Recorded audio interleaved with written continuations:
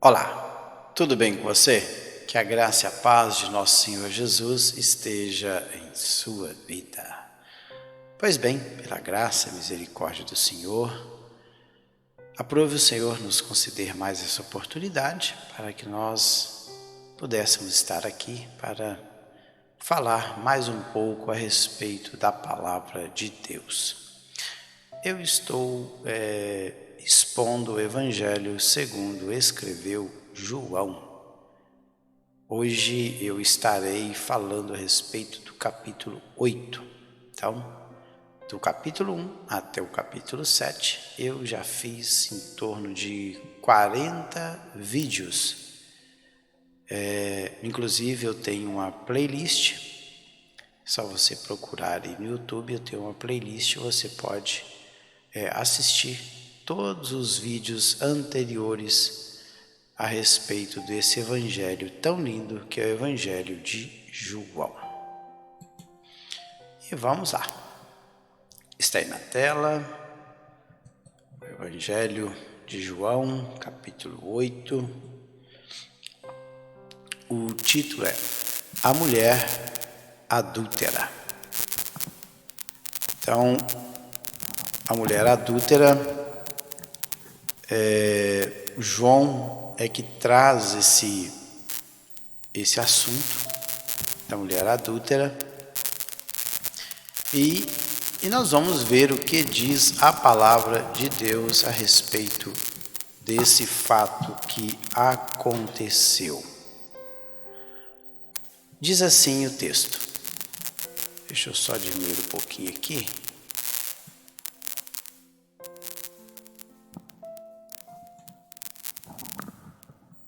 Está dando uns pequenos estalos. Acho que agora melhorou. Deixa eu só melhorar aqui. Pronto. Vamos lá então. A mulher adúltera. Jesus, entretanto, foi para o Monte das Oliveiras. De madrugada, voltou novamente para o templo, e todo o povo ia ter com ele, e assentado os ensinava.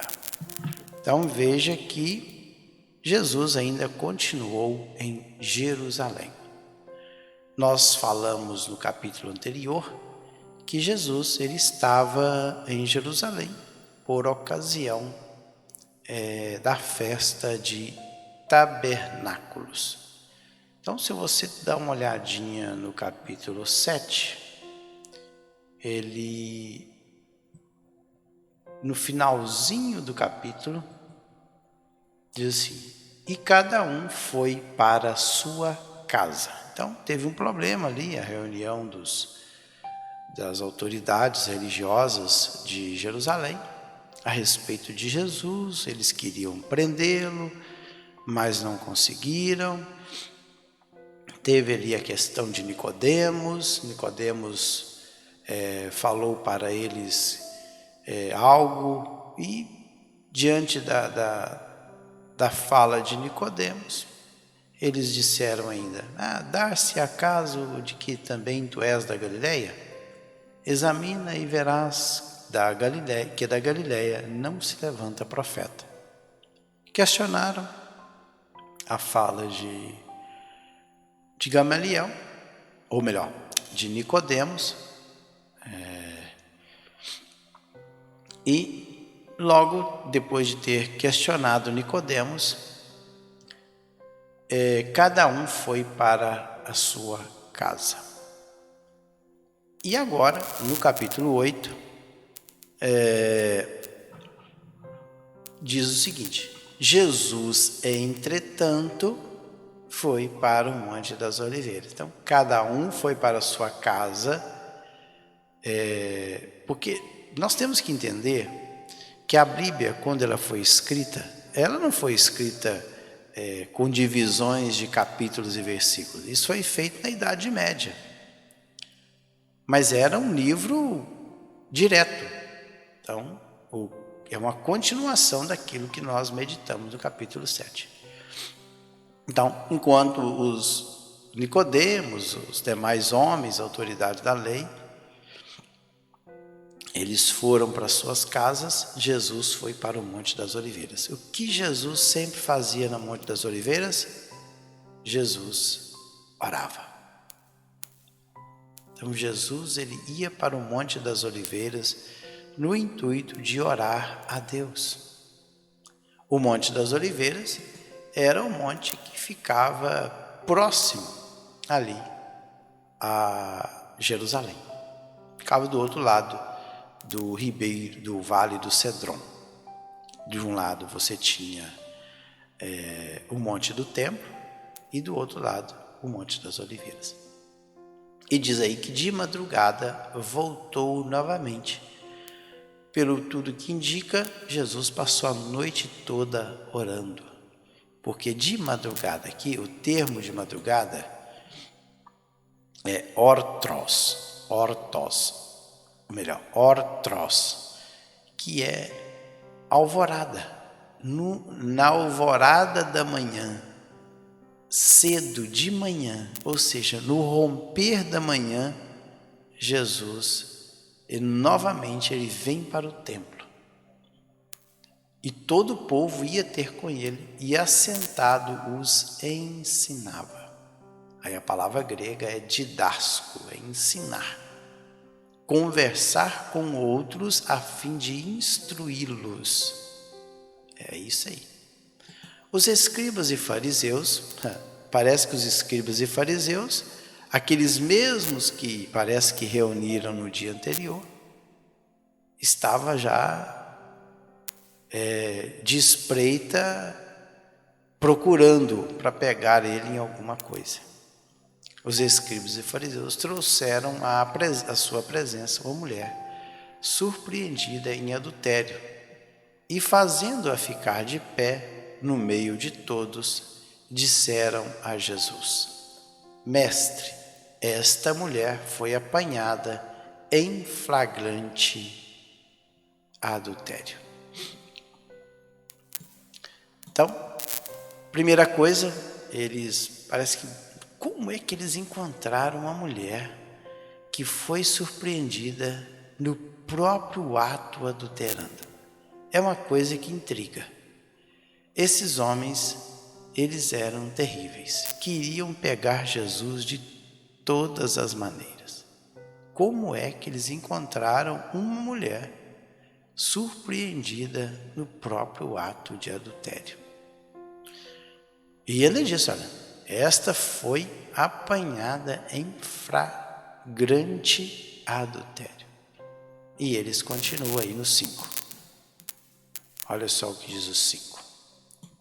E na lei nos mandou Moisés que tais mulheres sejam apedrejadas. Tu, pois, que dizes? Tu, pois, que dizes? Vamos ver.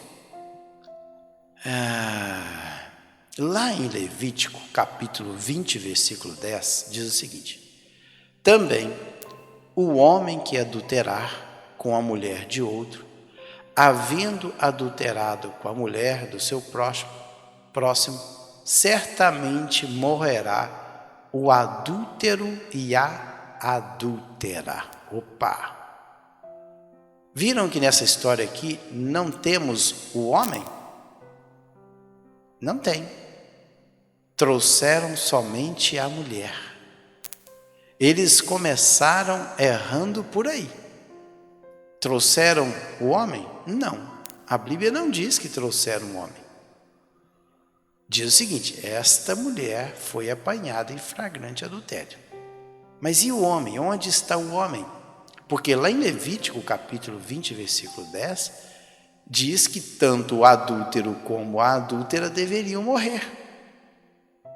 Também o homem que adulterar com a mulher do outro, havendo adulterado com a mulher do seu próximo, certamente morrerá o adúltero e a adúltera. Os dois deveriam morrer. Em Deuteronômio 22, 22, que é a repetição das leis, quando um homem for achado deitado com mulher que tenha marido, então ambos morrerão. O homem que se deitou com a mulher e a mulher, assim tirarás o mal de Israel. Vejam que ambos deveriam morrer. E eles trouxeram somente a mulher. Isto diziam eles, tentando para terem de que o acusar. Com certeza, eles já estavam errados. Eles não trouxeram o homem, trouxeram somente a mulher. Então eles estavam tentando Jesus. E a palavra tentar aqui, a palavra grega, é peirazo. Peirazo é fazer uma experiência com um propósito de alguma coisa. Eles queriam fazer uma experiência com Jesus. Vamos ver como é que ele vai reagir diante dessa situação. E eles insistiam, olha aí. Vamos ainda no acusar. Mas Jesus, inclinando-se, escrevia na terra com o dedo. Então, Jesus estava lá escrevendo na terra com o seu dedo. E como insistisse na pergunta, se levantou e lhes disse: aquele que dentre vós estiver sem pecado, seja o primeiro que lhe atire a pedra. Por quê? A pessoa que era a primeira a tomar a iniciativa de lançar pedras contra a pessoa, deveria ser as testemunhas. Olha o que diz Deuteronômio 17:7. As mãos das testemunhas serão primeiro contra ele para matá-lo, e depois as mãos de todo o povo. Assim tirarás o mal do meio de ti. Então veja que as mãos das testemunhas serão primeiro contra ele. Contra quem? Contra aquele que cometeu o pecado. Então aquele que pegou a pessoa no próprio ato adulterando deveria lançar a primeira pedra. Mas já estavam fazendo tudo errado, não trouxeram o homem. E será que realmente esta mulher foi pega no próprio ato? Não sabemos. Já que não trouxeram o homem, ou se foi pego, estava errando por aí, porque o homem não foi trazido. E aí Jesus disse: olha, aquele que dentre vós estiver sem pecado, seja o primeiro que lhe atire a pedra. E tornando a inclinar-se, continuou a escrever no chão. Mas, ouvindo eles esta resposta, e acusados pela própria consciência, foram se retirando um, a começar pelos mais velhos até aos últimos, ficando só Jesus e a mulher no meio onde estava. Então veja que cada um acusados pela própria consciência, porque eles fizeram uma coisa errada. Eles agiram certo? Não. Eles não agiram da forma correta. Eles não trouxeram o homem. E o intuito também de tudo isso aqui que eles fizeram não era fazer justiça. Não. Jesus sabia muito bem os seus corações, as suas intenções. Na verdade, o intuito deles era ver o que Jesus faria diante de uma situação como essa. Com certeza, eles queriam ver se Jesus, que pregava o amor, o que ele ia fazer agora diante desta situação. Então agora, como eles estavam tentando Jesus, extrair de Jesus alguma coisa com esse ato, e eles, acusados pela própria consciência, eles foram retirando, um a um, pelos mais velhos até os últimos. E aí, por fim, ficou somente e a mulher. Versículo 10. Erguendo Jesus e não vendo a ninguém mais, além da mulher, perguntou-lhe: Mulher, onde estão aqueles teus acusadores? Ninguém te condenou? Interessante é que Jesus, ele não fala dos homens que trouxeram a mulher como testemunhas. Onde estão aquelas testemunhas que te pegaram no próprio ato adulterando? Jesus não disse essa palavra. Onde estão aqueles teus acusadores? E o termo é acusador mesmo. O termo aí é categoros. Categoros é acusador. É aquele que acusa. É o mesmo nome dado ao diabo pelos rabinos. Acusador. É aquele que levanta uma suposição. Olha, ele fez isso, mas e aí? Você tem prova? Não, eu ouvi falar. É um acusador, uma acusação. Quando alguém é acusado de cometer um delito, tem que ter o quê? Testemunha. Se alguém é acusado de praticar um delito, automaticamente tem que ter o quê? Testemunha. A testemunha tem que falar que viu o ato acontecer. E pode ver que Jesus fala: onde estão aqueles teus acusadores? Ninguém te condenou? E aí o termo condenou é catacrino, ou seja, emissão de julgamento contra alguém. Respondeu ela: ninguém, Senhor. Ninguém. Então lhe disse Jesus: nem eu tampouco te condeno. Vai e não peques mais. Interessante é que Jesus, ele perdoa aquela mulher. Porque Jesus sabia muito bem que dali a alguns dias, alguns meses, ou um ano, não lembro mais o tempo, mas pouco tempo, Jesus iria para a cruz do Calvário. E ao derramar o sangue dele na cruz do Calvário, ele estaria dando o direito de salvação a esta mulher. Porque Jesus é o autor da vida, ele é o Cordeiro de Deus que tira o pecado do mundo. É o único que pode perdoar pecados, é Jesus. Por isso que ele diz: nem tampouco te condeno.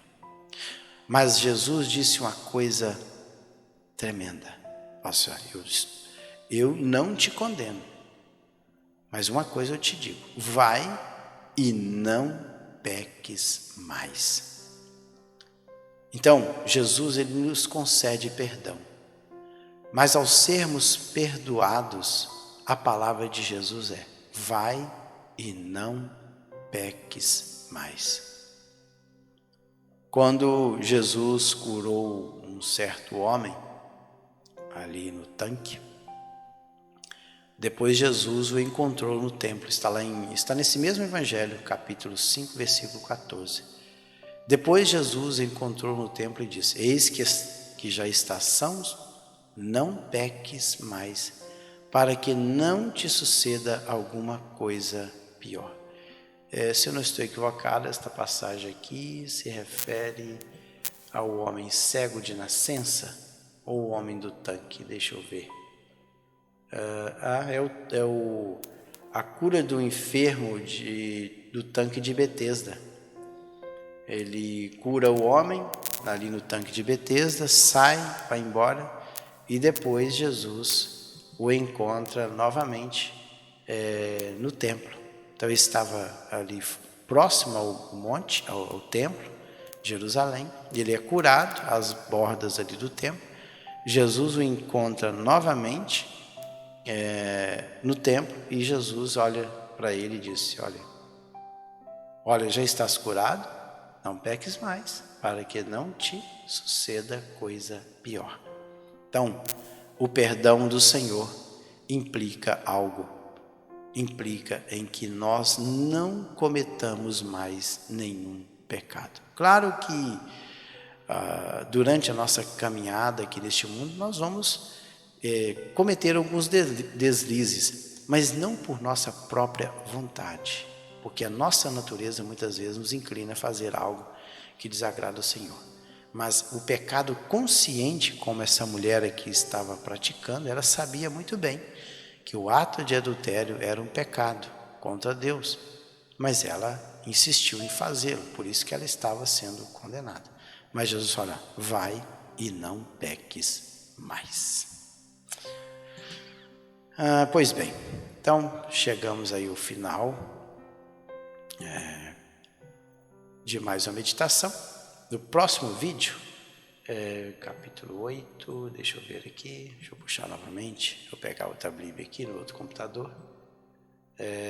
A partir do versículo 12, Jesus vai falar que ele é a luz do mundo. Então Jesus ainda está em Jerusalém, nas festividades. Então ele, nesse primeiro momento aqui do capítulo 8, ele é deparado com esses fariseus e escribas que levam a mulher até a sua presença.